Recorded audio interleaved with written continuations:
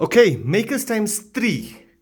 I'm going to take you through the abrasives that we sell purely because I noticed that I don't really have a video detailing the abrasives to give you a better understanding of abrasives. So, abrasives generally come in about 4 to 5 flavors. You get your ceramic, which is generally in red, blue, or green. The color is going to be dependent upon the company who makes it. There is no set standard color. Or you even get purple in ceramic. You get your normal aluminium oxide in brown.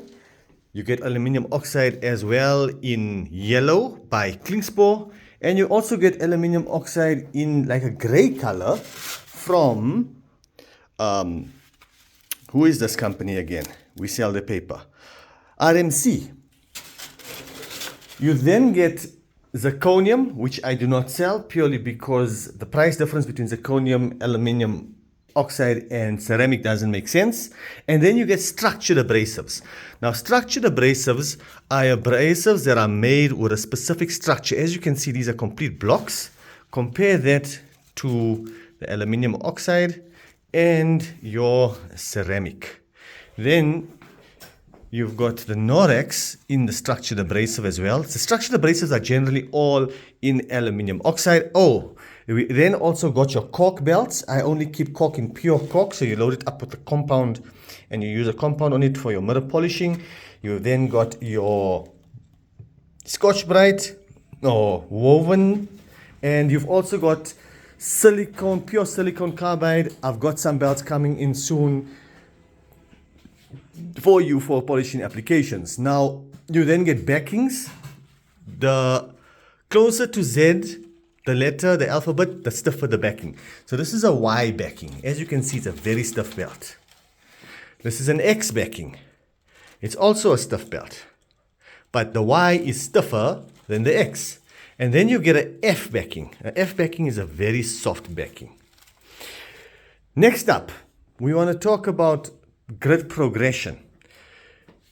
You got 36, 60, 80, 120, 180, 240. I don't have 320. We've got 400 and then 800.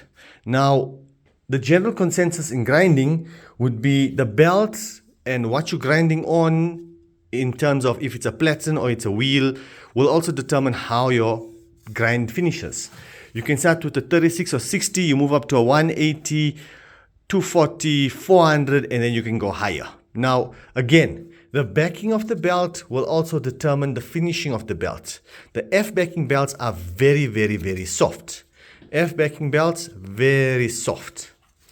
Your finish also and the backing of the belt will allow you to do different things. Like a soft backing will allow you to wrap around your platen or wrap around your wheel. If it's a stiff backing belt, like your 36 or 60, there is no flex. Can you see that? There's absolutely zero flex. So compare this, there's no flex to this. So if you're grinding on a really small wheel, the belt doesn't really like it. This belt will like it because now you can see it will flex. Next up, let's look at your polishing belts. Polishing belts, it's a stiffer belt. As you can see, it's a bit more stiffer than your F backing. This is a F backing as well. It's much more lighter. So your 3M polishing belts come in 2 flavors, your 237. I keep it in an A30, A16, and an A6. So it's an equivalent to about 800, 1500, and 2000 grit. Those are the equivalent grits. As you can see, they all look the same because they're all a structured abrasive, but the actual grit in them is different. Compare the thickness also. As you can see, it's not a very thick belt. So this will affect how you grind and the finish that you get. The next one would be if we compare it to the gator belts. As you can see, the gator belt is also a stiffer belt and it's actually thicker than the 237. This will play a role in how you grind. It will play a role in how the knife and your blade feels on the actual belt when you are grinding. Again, every person who grinds will grind differently and different belts will work for different people. You got the KK712 belt, which is an 800. Now compare this belt. As you can see, It looks quite coarse, but it's not, because this is also a structured abrasive belt by VSM.